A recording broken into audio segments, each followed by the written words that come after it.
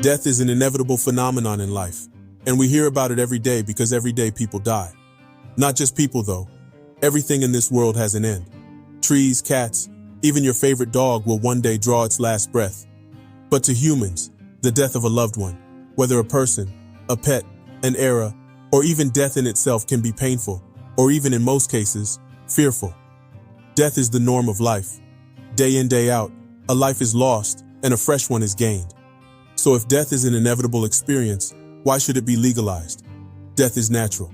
No matter how painful and inevitable it is, one thing is for sure, almost everyone would like to go peacefully. But this is not always the case, because we also know there are many cruel ways people exit this life. But even with that, why do you think assisted dying is right or wrong? How do you feel about hastening the death of someone facing intractable pain and given a few months to live? Or what if this person in pain wants to die and end the pain? What if he wants to end it all now? What if it's better that way? Would it be bearable watching a loved one endure pain until their last breath, or it would be best to let them go when they want to? Is it also best for medical practitioners to do away with the traditional system of healthcare maintenance and accept their limitations by facilitating death when requested? Let's switch it up. What if that was you and not your relative or loved one? What decision will you make? What will you do? What are your thoughts? Let that sink in. Are you done thinking about it? Perhaps you disagree because of your religious beliefs, or you are probably thinking that this is wrong because it disrupts the natural order of things. Or to you, this sounds much like suicide, but in as much as it sounds that way, assisted dying is very different. First things first, suicide is defined as when you end your own life to end pain or suffering or whatever is pestering you. So going by that definition, assisted suicide should be a form of suicide, right? Assisted suicide then is when someone helps another person to kill themselves.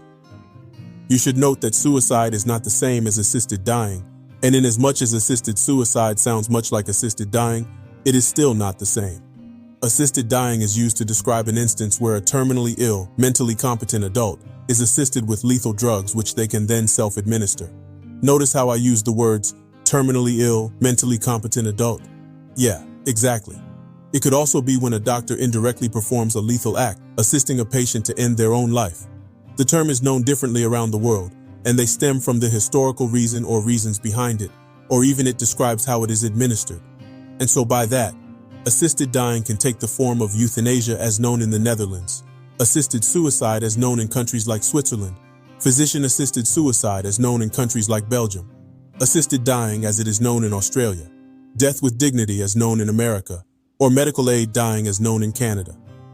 The distinction among the various terms used for assisted dying is based on whether or not the action is induced as the patient is already actively dying, and so the action is just to hasten the dying process, or if the person has a terminal illness, or the assistance was granted based on the level of severity of the patient's suffering. The procedure of assisted dying and its terms may sound a bit confusing, especially when some contain the term suicide, right? Let me explain. Most of the time when someone commits suicide, or if they are considering suicide, the decision to end life is mainly due to a feeling of hopelessness, while the medical assisted dying is motivated by hope and autonomy. What do I mean by that? I mean death by suicide is not medically aided or assisted by a medical practitioner. For instance, even if you aren't feeling hopeless but are terminally ill and just want to end the pain by ending your life, it is still considered suicide. If you help a terminally ill person to take their life without the recommendation from a medical practitioner, that is assisted suicide, and you can be held liable for the act. However, with assisted dying, you, or the person who is terminally ill, choose to end their suffering, which in most instances is intolerable, and have the assistance of medical professionals to do so. In this case, they use life-ending medications prescribed by the medical practitioner, or through direct IV, which will facilitate their death. And in most of these instances, the prescribing clinician is present. When you or a loved one, unfortunately, needs to be assisted to end their life, though it is sad, yet it is a much more peaceful and planned way to die as compared to suicide. And family and friends are included in the planning process, and so have the chance to say their final goodbyes before the person walks the green mile. But what do you hear of a suicide? You hear it just right out of the blue, right? Exactly. Suicide is mostly done in isolation, and mostly through violent acts which I need not mention. as assisted dying will help family members and close ones accept the circumstances and feel a bit okay because of the process that takes place before the death occurs. Suicide, on the other hand, leaves the family and loved ones in distress. Moreover, suicide is a criminal act, and assisting someone to commit suicide is an even more criminal activity. According to the American Association for Suicidology, there are some main differences in the circumstances of death that differentiate suicide from assisted dying. When you or someone you know is suffering from a terminal illness, the decision for the assisted dying can come not because they want to die, but because they have a terminal illness, and so their death is close. There's nothing more fearful than knowing the Grim Reaper is breathing down your neck. You might as well exit on your own terms. Though it would not be very natural to die through assisted dying, it, however, draws your death closer than waiting and suffering. In this way, you have a much easier and less painful way to die. And also, you get to die according to your wishes and values. This is much different from suicide because with suicide, there is self-destruction and involves very painful processes and unspeakable acts. It might sound surprising, but suicide cuts life shorter than assisted dying does. At least that's how I see it. You are welcome to disagree in the comments. Another thing you can identify with assisted dying is that you, the patient, are never alone. Let's say your friend or a family member is following through with assisted dying. What happens is that, once you know the person will be leaving soon, you make sure you spend as much quality time you can with them and make them feel loved. Why though? Because you are going to miss them, and you want to be there with them, even in their final moments. Plus, you want them to have a good time in their final moments. But as you may know, suicides are never the same. As said earlier, people who die by suicide do so in isolation. This means that they are alone when they die. Take a moment to imagine what goes through their mind. Probably the fear and regret after the ball has been set into motion. It is crazy the stories suicide survivors tell about what was going through their mind after the act itself had been started. The trauma. It is indeed crazy. One thing you should know about suicide is that it is very common among people with mental health conditions and is mostly the outcome of impaired thinking, cognitive distortion, impaired problem solving, agitation, anxiety, personality disorder, and hopelessness. You may be thinking that, what if the person does have a terminal illness, but is having all of these thoughts which result in suicidal thoughts? In that case, the person would have to be examined by a medical practitioner to be sure that the person's decision to end their life is not a result of mental conditions or even depression. Assisted dying can be termed as end-of-life options or death with dignity. And so dying by this method is not recorded as suicide on the death certificate, but is rather recorded as death from the underlying terminal condition. It is distinctly different from suicide because death by suicide is recorded just as it is, and it incurs substantial forensic costs as a result of the amount of medical documentation required during the investigation processes. When someone dies through assisted dying, the impact of the loss is much less severe than with other deaths, because they would be aware of the death and would have made all the preparations to be able to cope with the loss. But you cannot say the same for death by suicide. Suicides causes a high amount of grief and post-traumatic stress disorder and can cause their close ones to even die by suicide too. So, you might be thinking, what of the religious side? Because you might be religious and might be contemplating if this is okay. In every religion, there are issues such as this that make us question what is right or wrong. Then we find ourselves in a dilemma. If you are of any Christian denomination, you would perhaps argue that assisted dying is wrong because it is inconsistent with the fifth commandment, which clearly states thou shalt not kill. If you practice Judaism, you probably would be against assisted dying because it somewhat contemplates your values on the preservation of life. I'm sure most religions say the same. It's just worded differently. And so, it is true that not all religions support assisted suicide. But those who do believe that God, Allah, the Supreme Being, or their deity, would support assisted dying by providing ways for people in pain to welcome death. And in so doing, when a person in pain can no longer stand the pain and wishes to end it, it is hard to believe. But some religions believe that it would not be wrong to opt for the option to die instead of living in pain. So among religious groups who support assisted dying, they believe that people have the right to self-determination of death during circumstances in which there is no reasonable expectation of recovery from an extreme physical or mental disability. Let's take the Christian religion, for instance. More than 2/3 of white mainline Protestants and white Catholics do believe in the fact that people have the moral right to suicide if they are in a great deal of pain with no hope of improvement. And according to research, 4 in 10 white evangelical Protestants and black Protestants agree that assisted death is ethical in these circumstances. The reasons people are against assisted dying do not seem to rest upon the fact that their religion opposes it, though. It all rests upon the fact that we are flesh and blood, and so it will be difficult to accept the fact that it can be legal to take one's life, mostly because it is ingrained in our nature that killing is wrong. Some fears persist on the basis that when this is legalized, certain people may use it even for instances when they are not terminally ill, such as the mentally retarded. In some instances, too, others believe that there are many ways in which pain can be suppressed, and so it rules out assisted dying as a solution. But I only have one question for these people. You can act all tough and religious. You can quote all the scriptures in the world. But when you know the time is near, and you are plagued by an irreversible or terminal illness, what will you do? When the Grim Reaper is breathing heavily down your neck, but wouldn't take you away just yet, while you experience the worst pain ever known to humanity, what will you do about it? Take a moment to reflect.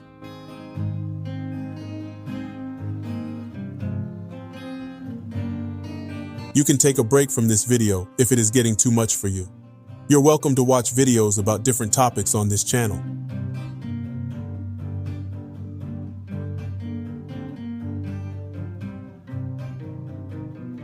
Now let's continue. Talking about ethics, how do you feel about assisted dying? Is it right or wrong? Yeah, I'm asking you. Different situations can describe what is right and what is wrong. And in most instances, laws govern what is wrong and what is right. So technically, what is wrong in one place can be right in a different place. But there are also universal acts that are considered wrong or right, no matter the circumstances and the place. So I ask again, what are your thoughts on assisted dying?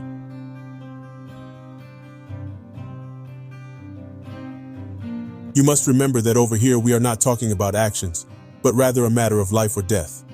The ethics here are on the basis of whether or not it is right to assist a dying person who asks to die with dignity, or whether to let them endure the pain until their last breath.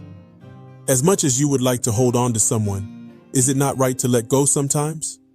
As the saying goes, if you truly love someone, you will let them go. It is logical because watching someone suffer is much more painful than death. And as I have stated earlier, I am sure that you agree with me that everyone wants to die peacefully. Think about it once more. Would it be ethical to legalize assisted dying? Just as we all have our own beliefs, we also have different perceptions about assisted dying because of our diverse upbringing, indoctrination, education, and personal beliefs on what we think to be right or wrong. But there are also instances where it is humanly impossible to think of a situation to be either right or wrong. For instance, how will you judge the matter of a single mother stealing from a grocery store to feed her 5 children, assuming she's tried everything but life just dealt her a middle finger? You might be tempted to say she should close her legs for lack of better words. But don't be too quick to judge, be kind, please. What if the kids are quintuplets? What if she was aiming for 1 and ended up with 5 kids? A situation like this all depends on the perception of the one making the judgment, because you can agree that we all have different judgments of what is right or wrong. This is the same with people with terminal illnesses. What will be your decision when you are in great immeasurable pain? You have death staring you in the face and you know that it is coming for you in a few months. In this case, what will you do? Would you want to hasten your death? Or you would want to hold firmly onto life as it painfully crosses the finish line before your eyes? Or do you think it will be right to decide at what the point, when the pain is unbearable? And what dignity do you want to die with? You know they say that a blow which is inevitably yours is best earlier encountered. You're not dodging Mike Tyson's punch in his prime, my friend. And even with all the planning, no matter how scary it may be, would it not be better that way? Would you not die happier in that manner?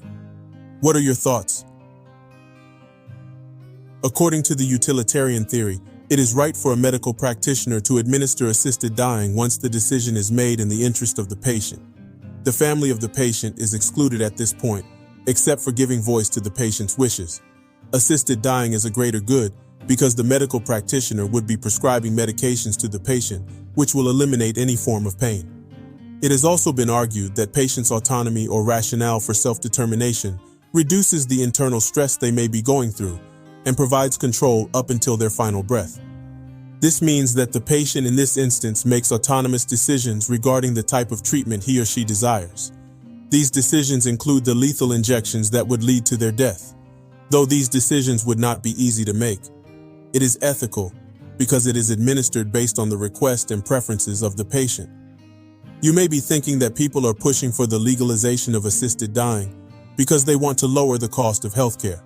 But this is not true at all because assisted dying will save only 1% of the total healthcare expenditure. And so it is not a matter of cost but rather human life, humanity, and being humane. You may also be thinking that people advocate for assisted dying because it will aid in organ donation to people who are not terminal but need a transplant. But think about it.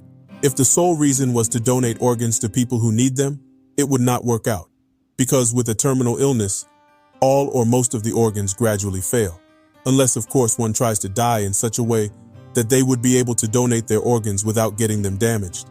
With all that said, though, the key ethical difference between the ones responsible for the final act of administering the procedure rests on whether the life-ending medication is patient-administered. This is because it is easy to believe and accept that the decision to end one's life was freely chosen. In cases where a medical practitioner aids in ending one's life, it can also be believed that it was by far the patient's preference. The notion as to whether or not assisted dying should be legalized can be argued on the basis that medical practitioners have a sworn oath to do no harm. But ironically, helping someone else die looks like doing harm, since once you help someone die, you've not helped them get better, but instead, you help them lose their life. At this point, if you are a patient, it would be difficult for you to then believe that your doctor is very dedicated to his or her sworn oath. But in other ways, I am sure you understand that the notion stands to be ethical, because despite doing no harm, the medical practitioner tends to ease the patient's pain at their request by letting them go as painlessly as they can. That is why it is also appropriate that once assisted dying is made legal, the medical professional is also trained as to when it is appropriate to end one's life. If you are contemplating whether or not to support assisted dying, or if you are wondering if you should push for assisted dying to ease the pain of a dying loved one, or even for yourself, or maybe you are in doubt as to whether or not it is okay for assisted dying to be legalized, well, you are not alone. After all that has been discussed earlier, there is no doubt that assisted death has been proven as a safe and ethical medical practice. Countries or states which already practice assisted dying are evident of the fact that assisted dying works as it is expected and supposed to. And there are no complications whatsoever for the patient or their close ones, so assisted dying is not a problem and must be given the go-ahead. One thing about assisted dying is also the fact that this medical practice has proven to be the best way to end the life of a terminally ill person when they wish to go in that way. This is to say that there are palliative care and hospice that can aid those suffering at the end of the journey of their life. And in that manner, those who cannot be assisted palliatively can still die mercifully and peacefully through assisted dying. As has been discussed over and over again, this means that once someone is going through the torments of assisted dying, their pain can be brought to an end through assisted dying. And in that way, they would be able to exit peacefully and happier. Please be kind. Another reason why assisted dying must be legalized is that it is not suicide. You know that once someone commits suicide, it is done in a very cruel manner. But as its name suggests, assisted dying is a medical practice that is done as the last resort for terminally ill people who will die soon. And it is not a decision that is easily made, but is carefully planned and supported by the immediate family of the terminally ill person. All this effort is put in place so that the terminally ill person can finally find peace. Also, assisted dying does not take the form of a situation whereby one is suffering, and so their pain is eliminated by killing them. No, it is not that way. But rather, before the medical aid in dying is authorized, in most instances, the patient must meet certain standards and criteria. For instance, before it is administered, for one, the patient must be terminally ill and must be mentally competent. This status must be confirmed by an attending physician and a consulting physician. And the process also includes an oral request and a written request, and 2 adult witnesses before the procedure can proceed. And so, you see, it is not just what it seems. The next thing you should know about assisted dying is that it does not pose risks or harm to the vulnerable population, such as the elderly, people with disabilities, people of color, or even those without health insurance. And so, as a matter of fact, assisted dying would definitely not be used as a basis to hurt vulnerable groups of people when legalized, but will only be used when authorized and when appropriate to be administered for only patients with terminal illnesses regardless of their social status, background, ethnicity, among others. One reason it is okay to legalize assisted dying is also that it helps the family of the deceased to properly navigate the loss. I mean, how do you feel when someone closest to you dies just right out of the blue? You feel the same even when you already know that they have a terminal illness and would die anyway. But then, it is easier for you to cope with the pain and be prepared for their death when you know the time and how they would be dying. And also, you are comforted by the fact that they exited on their own terms. You would have no regrets. Spend as much time as you can with them. Say your goodbyes, forgive yourself, and continue loving them even as you move on. You might be shocked to learn this, but studies have shown that in states where medical aid in dying is legal, it is rarely used.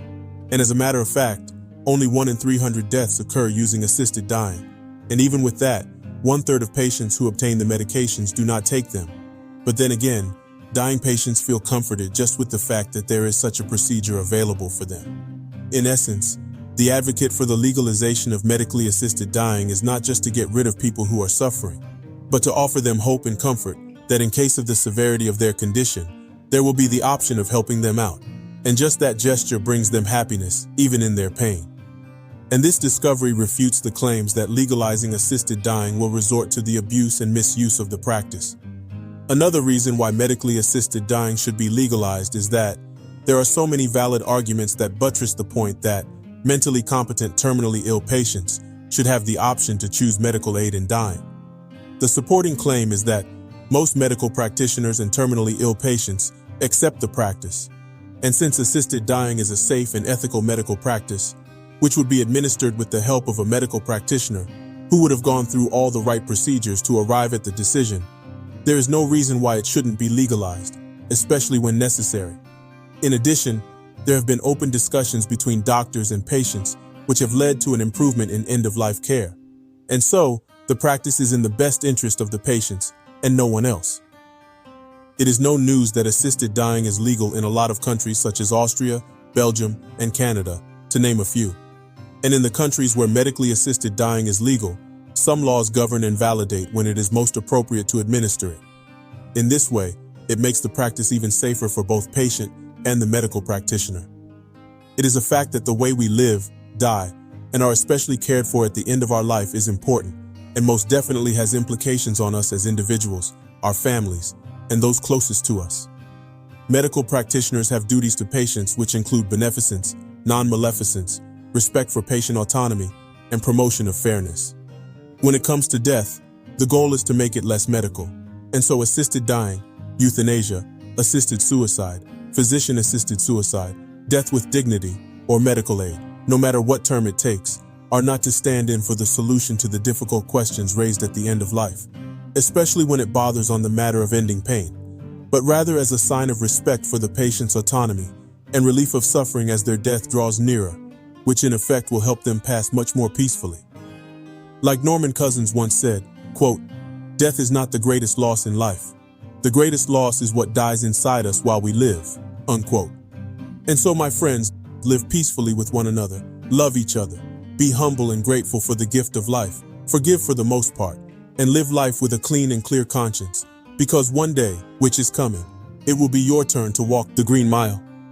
A wise man once said, "You can be a king or a street sweeper, but everyone dances with the Grim Reaper."